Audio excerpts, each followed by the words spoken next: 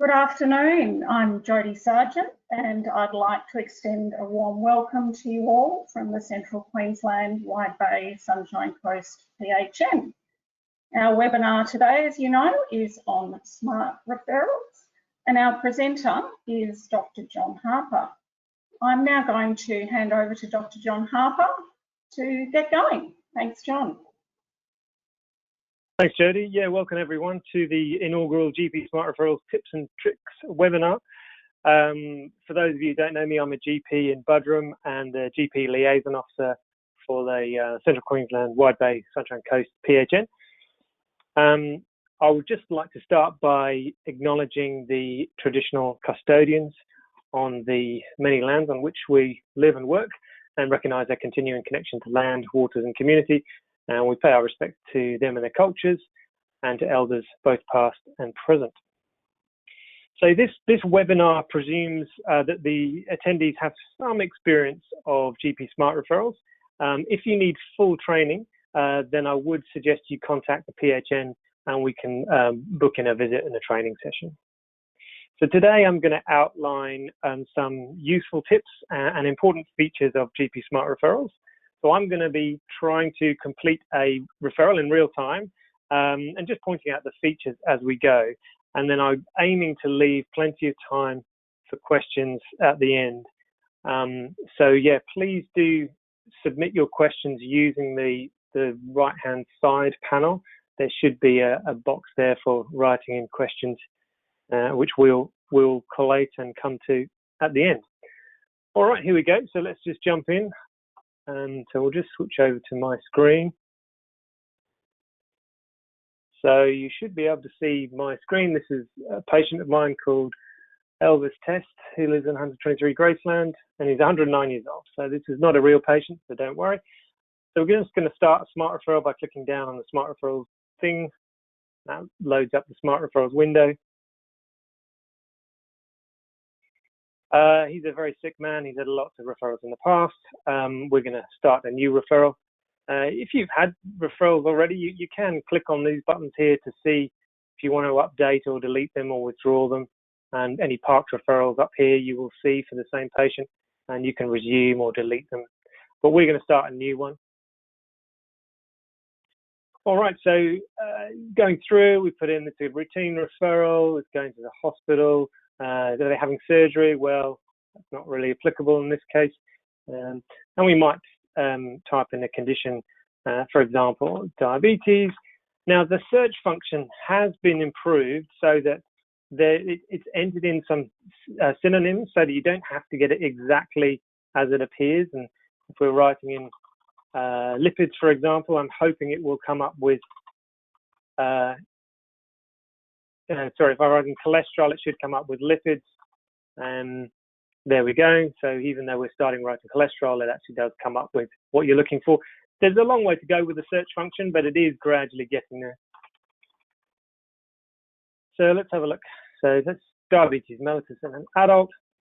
Now, most referrals are going to be a new referral, but you can do a continuing care one. If you've received a letter from the hospital saying they need an updated Medicare referral, often they give you the option to fax a paper form back. But if you want to, particularly if you want to add in new medications and past history, then you can use Smart Referrals by clicking continuing care, and then you put in existing condition providing an updated referral. So that's an option, but most are going to be these new referrals. A bit about telehealth. And then we select the location, so it gives you the closest ones. Some of them will say it's out of catchment and you can't go there unless you have very good reason to go. So we're just going to click on the diabetes clinic at the Sunshine Coast University Hospital. And it automatically fills the specialist name. This is the really important section, the condition-specific clinical information. So this is the bit which has the criteria for referral and categorizes your patient. So say we've got, it's unsatisfactory controlled diabetes with recent deterioration. So we're going to pop on that one. And that puts us in a Cat 2, so 90 days. There's a bunch of different options for that diabetes as well that might be more preferable. You can tick more than one of these boxes just to provide more information. It defaults to the shortest time frame for the sort of most acute condition. And So, and here we have some boxes you have to tick. Everything in red has to be done, and this one has an asterisk, so you have to write in the details of the treatment. Now, often you will see a box which will say history or examination, with a box you have to type in, and next to it will be one of these little yellow things. And if it's got a red asterisk and then a yellow thing after it, it's really important that you read what's in the yellow. So just hover your cursor over the yellow, because that will have mandatory clinical history that you have to put in there. So you can't just type in, anything you like. You have to hover over the yellow, because it will say things like need to know treatments trialed, or specific examination findings, or specific history findings. So just remember, if you see a red star and a yellow circle, remember to hover over the yellow to have a look at that. If you do start writing in here and you're writing a really good story and you can't quite see, you can actually expand the box by going into this corner and you can pull it open. So that's really helpful, so you can actually read what you've written. So yeah, little lines down on the bottom right-hand corner. Then as we go down, we've got the other essential informational and additional information. So there'll be information here on pathology and radiology as well, if it's relevant. So we've got the pathology, this is the essential information, and additional information, imaging, so nothing particular here for this case. Then we come down to the standard clinical information.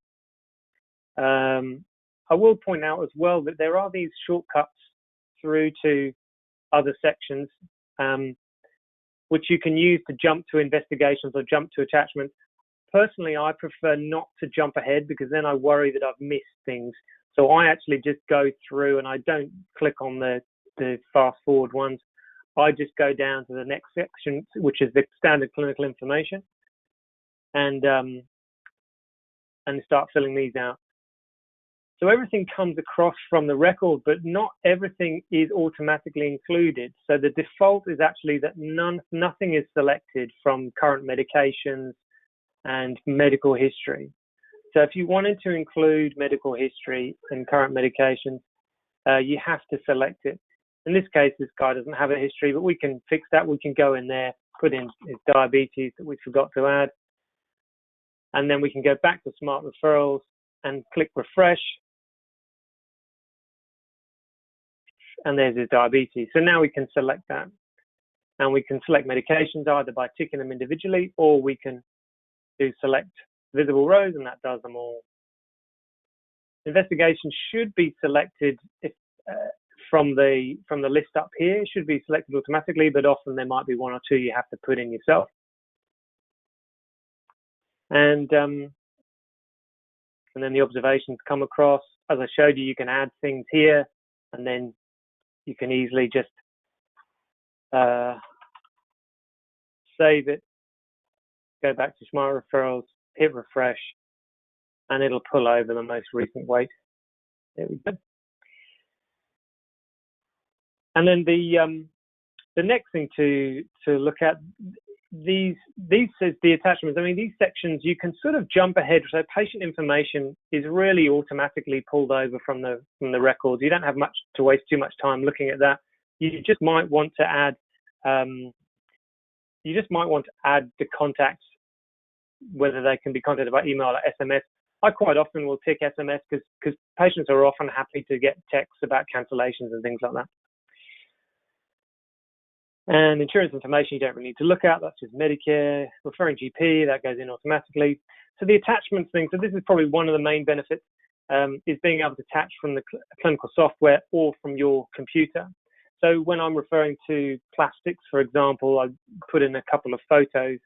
What I tend to do is I take a photo on my phone, email it to the practice receptionist, and then the receptionist puts it in the patient file.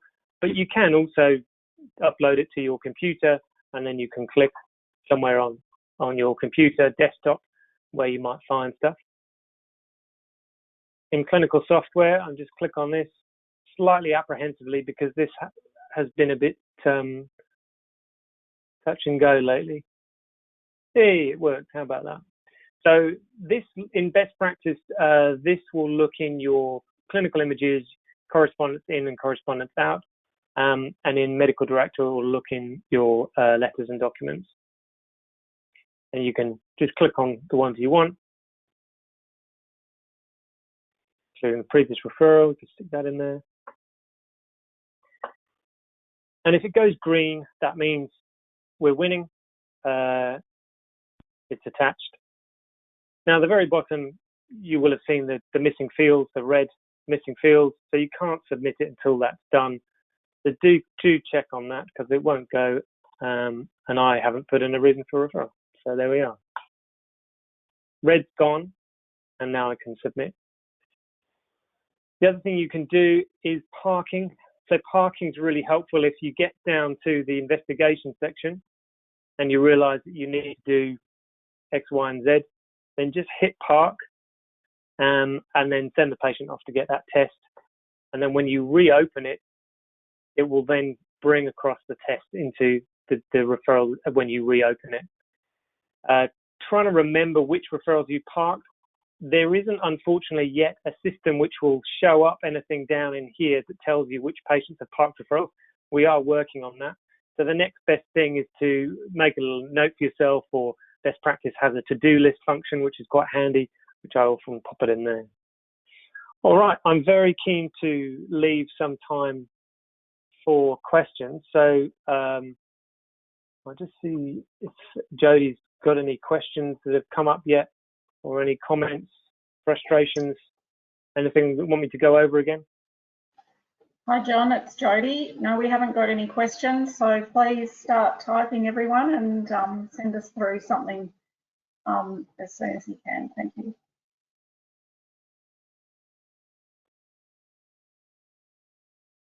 I'll just, whilst we're waiting, I'm just going to put in another condition that to show you what I mean about the mandatory clinical information on the history.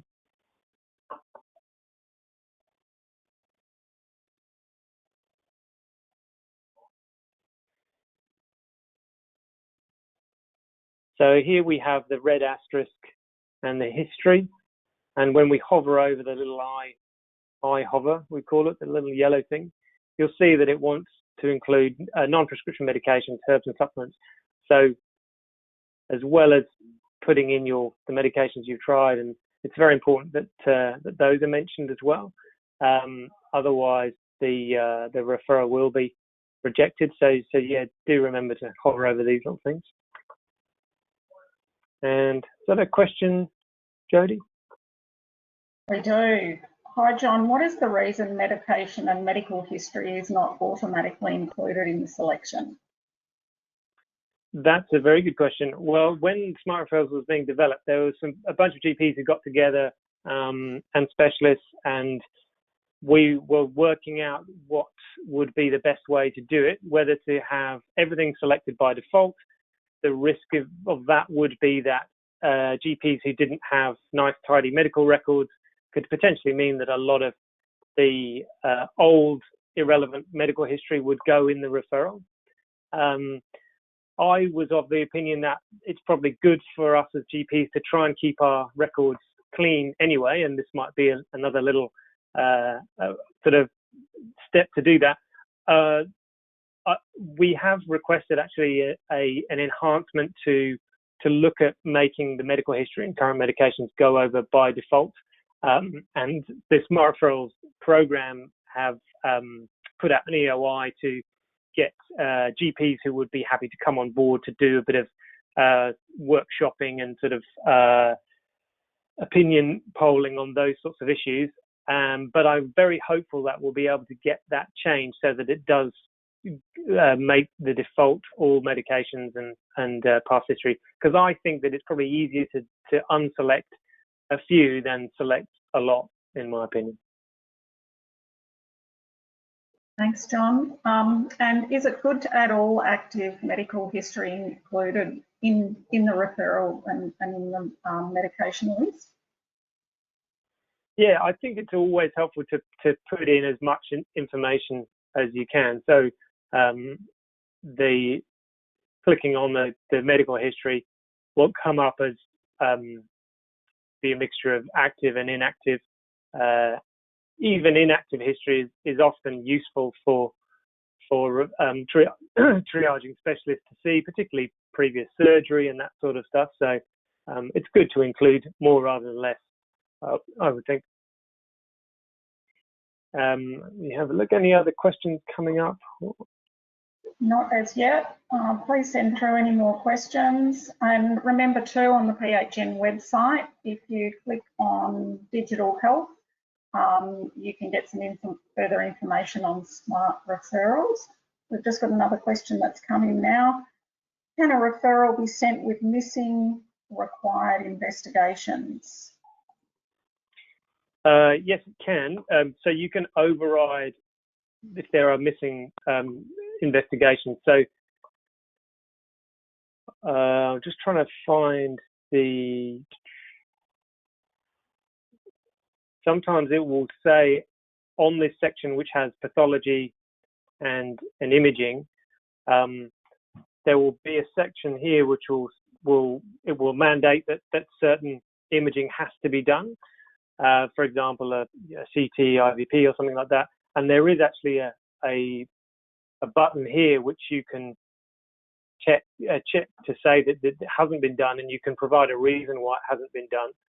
You'll notice that none of in this sort of area, there's no red asterisks. So where there isn't a red asterisk, then you can send the referral. It's always a good idea to write a reason why it hasn't been included. So in this case, we've only got additional information rather than being essential. But if that was essential information, we could write in, I haven't done this blood test because of this reason, or it's already been done last week by a hospital health service or something like that. And let me just see if I can find a good example of that.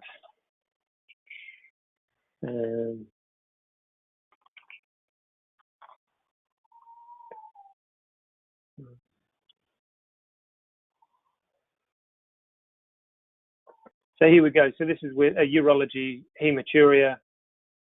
See, we've got a red asterisk here because it's essential to send in imaging, which could be an ultrasound or a CT IVP. But you can tick here, request to override referral information.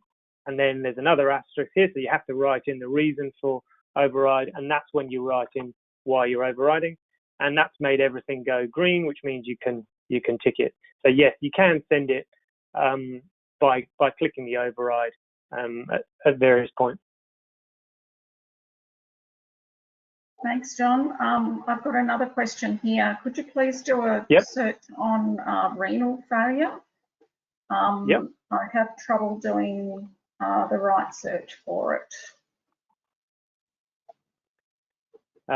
So I'm just typing in renal failure because to see if it will recognize that in the search. The term that's used in CPC is chronic kidney disease, but I'm just seeing if it'll come up without me having to search for it. No, so that one hasn't been. Some of these search terms have been matched to the CPC, like renal failure, but unfortunately this one hasn't. So if you put in chronic kidney, you should see it come up at chronic kidney disease.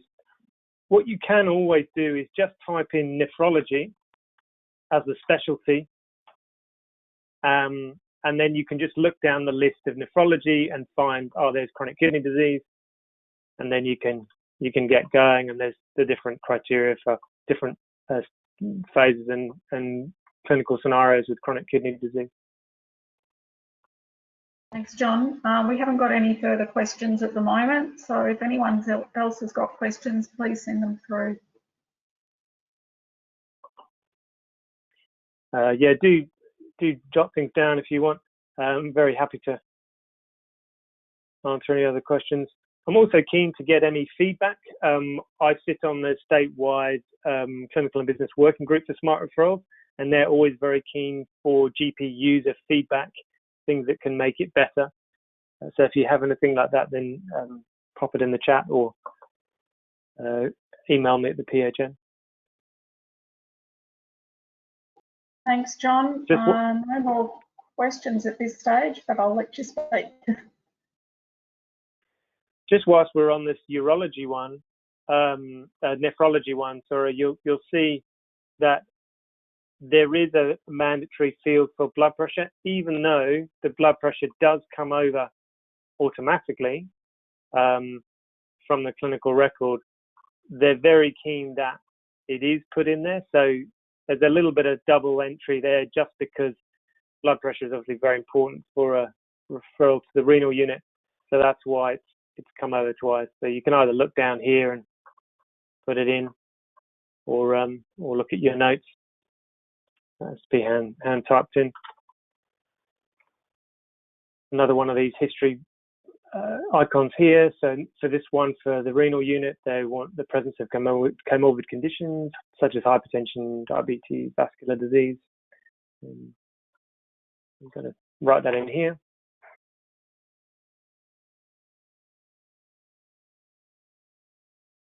You'll see again under the pathology, essential pathology, there's a list here, but there's no red asterisk for ticking to say it's been done.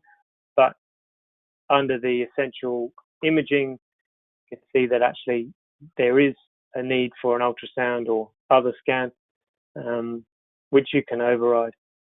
Some of these will actually, you'll see that there's another box which says that you tick that all the essential imaging has been attached, and that's just because as a sort of an extra fail-safe.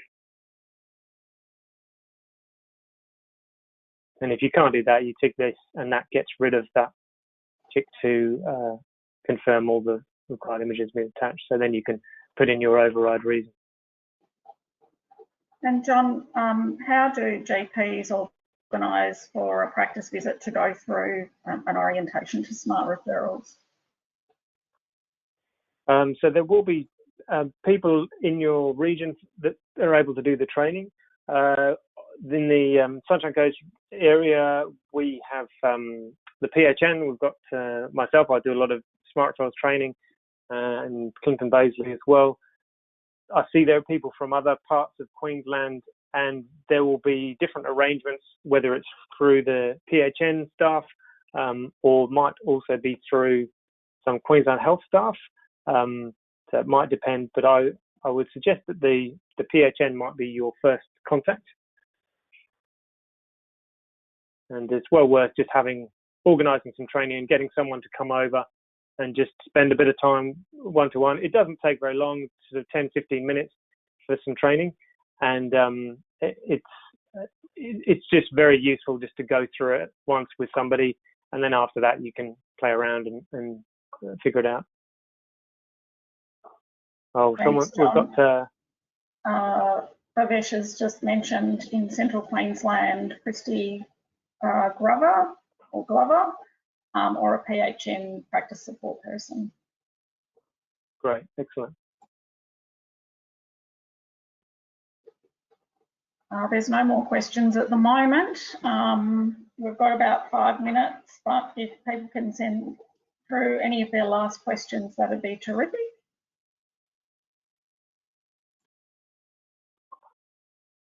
I'm just going to go out of this one and just to show that main list. So we'll just cancel that referral.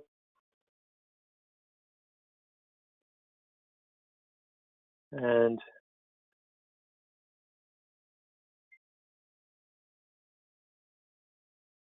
open the list of previous referrals. So these, all these ones that say error, that's because they were all testing referrals. But these ones where they've been received, I'm hoping we should be able to see the different actions. You can actually update these referrals, which can be very helpful. If you send off a referral and then they're on the waiting list and then they have some more investigations or they have significant past history changes, then it's well worth clicking an update, and it just provides the relevant updated information. So what will happen, it'll reappear, and your referral as you originally did it will all be there underneath here. And you can't change the reason for referral or the condition here, but you can add some additional information up here to why you're updating it. And you can open your standard clinical information and you can add in other history. So you might want to add in new past history, or you might want to add in new investigations. And that can be quite helpful. Also, you can go to attachments and you can attach a new document that you want to update the referral with. And then once that's done, you can hit submit. The only mandatory field when you're updating a referral is just the reason for update, which might be clinical deterioration or change in condition, which is probably the most common one. I tend to use, if I'm providing extra information, I'll tend to click that one and just write in updated reduction or something like that. And we've got another question. If a referral is not accepted, how is this feedback into Smart Referrals? What does it look like? So a referral that isn't accepted is you get a letter. I believe most HHSs will still send a letter to say that it hasn't been accepted. There are notifications, electronic notifications that come back into your inbox, and they're working on different types of messaging. I don't think that the not accepted notification is yet active. When we go and look in the list,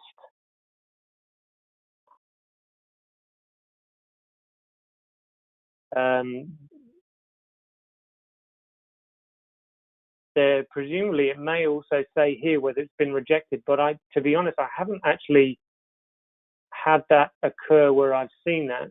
So I don't know whether anyone else online has seen a rejected coming up in the status.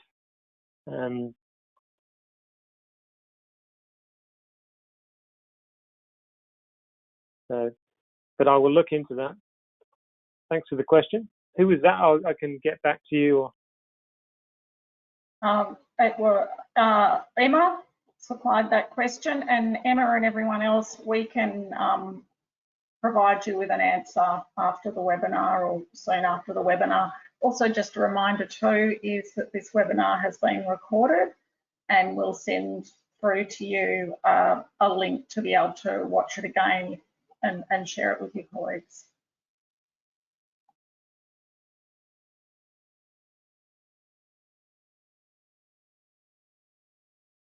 Right. Well, we're just coming towards the end of time now. If any last questions I can answer.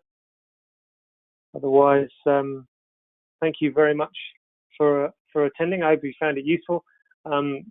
We are planning on trying to make this a semi-regular occasion, just to provide very quick teaching opportunities about Smart Referrals. You know, we know GPs are very busy people, and so I think just a half-an-hour format is just fine, just to answer any quick questions, show any updates, and so I hope you found it useful. So thank you very much for coming along, dialing in, and have a great afternoon, and we'll catch you next time. Thanks, John. Bye, everybody.